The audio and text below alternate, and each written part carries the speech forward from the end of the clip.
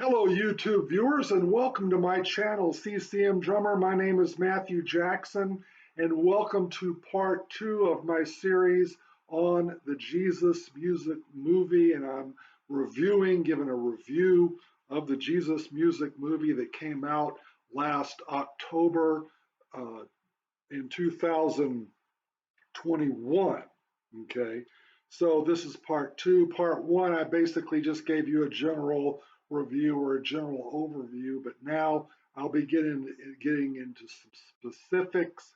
But before I get into specifics, let me also remind you to please feel free to subscribe to my channel, like, and if you don't like my videos, dislikes are welcome too. Either way, a click either way is good for my channel. Okay, and also comment. And if you disagree with my assessment of the Jesus Music Movie, your dissenters are welcome to give dissenting opinions. All I ask in return is that you be nice and polite. We don't need to get ugly, okay? So, having said all that, let me go ahead and get started on continue my review. This is part two. Now, this segment, in segment one, I called this the racial reconciliation segment because that was basically the theme. There was one part of the movie near the end. I would say it was about an hour and 6 minutes into the movie. And it was about a 6 or 7 minute segment, maybe 8 minutes, something like that, where they talked about the theme was basically racial reconciliation. I look upon it more as race baiting than racial reconciliation. And if you think I'm judging that too harshly, please give me an opportunity to construct my argument. And I'll tell you why I think there's some race baiting in this movie. Because in the opening salvo of this whole segment on race, the producers of the movie, Andrew and John Irwin, they put in a clip by Martin Luther King, a soundbite that Martin Luther King Jr. said. And I'm going to go ahead and just read to you his soundbite. This is what Dr. Martin Luther King Jr. said, and this is this clip that's in the movie that starts off this whole race thing. I think it is one of the tragedies of our nation, one of the shameful tragedies, that 11 o'clock on Sunday morning is one of the most segregated hours, if not the most segregated hours in a Christian America. Close quote. So that's how we get this whole race thing started in the Jesus Music Movie by giving a quote from Martin Luther King Jr. Now, one of the things the producers of the movie failed to provide is they failed to provide any kind of context for that quote. First of all, that quote was made on April 17th, 1960. NBC has a morning news show called Meet the Press. That's where Dr. Martin Luther King made that quote. Now, at the time Dr. Martin Luther King Jr. made that quote was true. So I don't disagree with his quote. Now, you could argue, well, Fridays and Saturday nights were also segregated times during America because, at the bars and clubs, the black people went to their bars and clubs and the white people went to theirs. So you could say it was segregated then too. But if we want to just talk about churches, okay, that's fine. Yeah, back then churches were very segregated. Now, to play that clip 61 years later, when you release a movie in 2021, is way, way, way out of context because don't you think the racial situation, the racial segregation situation is a lot different 61 years later in 2021? Do you really think that the churches are segregated in 2021 like they were in 1960? Come on. So what is that quote? How does that quote by Martin Luther King Jr. in 1960, how does that help illustrate and tell us the history of Jesus music and CCM? Nothing. It has nothing to do with Jesus music and CCM in terms of its history. So why even put that quote in there? That's ridiculous. So enough said about that. Let me move on. Now, there's a gentleman by the name of John J Thompson who was featured a lot in this movie. Now, if you go to his website, he has he's a host of True Tunes podcast. So he has a True Tunes podcast that he does, and if you go to his website, the bio um, on John J. Thompson reads, he's the creator host of acclaimed new True Tunes podcast, has been championing, challenging, and celebrating faith-fueled and art and artists since he was just a kid.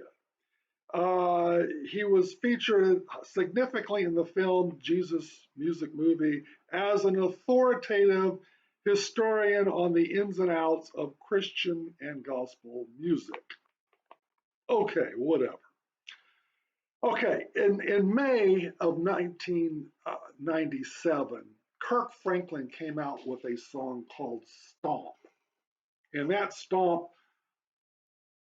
Stomp went viral. It was a smash hit, okay? This is what Mr. Thompson said about Stomp, okay? I'm not making this up. I actually transcribed or transposed what he said verbally onto paper so I can read exactly what he said. I'm not taking anything he said out of context. He said, quote, some people like to think that stomp as a moment when CCM music got a little bit more integrated. You are too late to the party to claim that you had anything to do with Stomp. I'm sorry, CCM, that's not your song. That's Kirk Franklin going to the mainstream and you guys catching up. End of quote. Okay. Now, my question for Mr. Thompson is, you say some people like to think that Stomp. Who are these some people in CCM that is claiming that Stomp is a CCM song? Who in CCM is making that claim? Name names. You know, you just can't. What Mr. Thompson did is he built a straw man and then he knocked down the straw man. Okay, so it's easy to knock down a straw man that you constructed. Um, how many CCM stations actually aired Stomp when it came out? If CCM is trying to claim Stomp as one of its own, then how come Stomp never was on any CCM charts? I looked at all the CCM charts in 1997, 1998, 1999. Stomp was not on any, wasn't ranked on any of the charts. So if CCM was trying to lay claim to Stomp, that would have made the charts. That's the first place you look. So there's no tangible record or evidence of any sort that CCM actually tried to lay claim to Stomp. For that matter, I didn't find any song by Kirk Franklin on a CCM chart. The only time I ever saw Kirk Franklin's name on a CCM chart was when he was featured as a guest on Toby Mac's song called Lose My Soul from his album Portable Sounds. And this was in 2008. All right. That's the only time I've ever seen Kirk Franklin on a CCM chart of any kind of song. So where's this notion coming from that CCM made this claim? And certainly you can't go to the charts. Now, Stomp won a Dove Award in 1998 for Best Urban Song of the Year. Okay, that's not a CCM category. It won 2 Grammy nominations for Best R&B Song and Best R&B Performance by a Duo. Again, that's in the R&B genre. So the awards that that song won were not even in the CCM category, much less ranking in the CCM charts. So that whole notion that CCM laid claim to Stomp as being one of its own is false. Now, did, as Kirk Franklin say in the movie, that Stomp became popular and hit the mainstream, and after it hit the mainstream, then the white Christians, it became popular in the white Christian community? Now that I don't disagree with. I would agree with that. But that's not the same thing as CCM music laying claim to Stomp. That's a huge difference. Okay, so yeah, I believe that there were a lot of CCM listeners who went out of genre and bought the record Stomp and listened to it. I mean, I listened to CCM quite avidly back in the 80s and the 90s, but I didn't listen to CCM only. I listened to classic rock and smooth jazz. So you can go out of genre, even though CCM's their usual genre, you could go out of genre and listen to other genres. It's a free country here.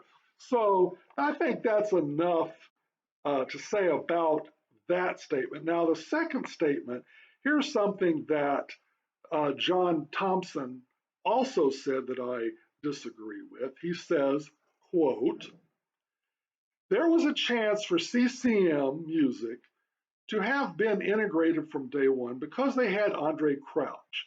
CCM music could have said, you know what, we're not going to be white gospel and black gospel. We're going to be this. And he actually, end of quote. He actually did the hand gestures, white gospel, black gospel, and this. Okay. So what is this exactly? I'd like to know what this is. What you want to call it, gray gospel or what? Calling black gospel is redundant because if you just say gospel, that implies black. In gospel, that genre has been around since the end of slavery.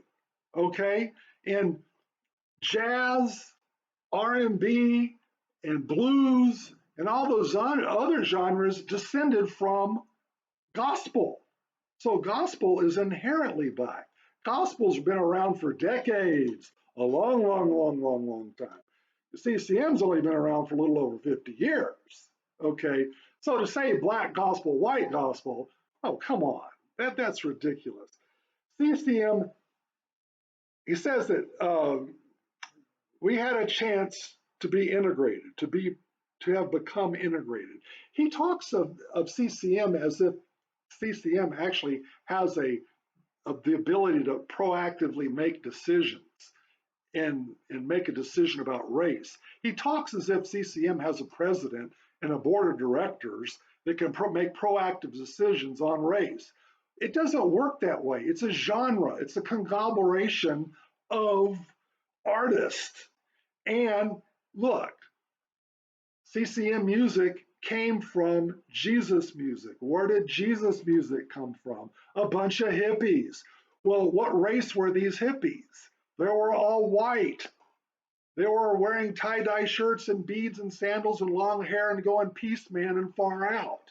All right, this is a white thing. So naturally, the artists in CCM are going to be predominantly white. That only stands to reason.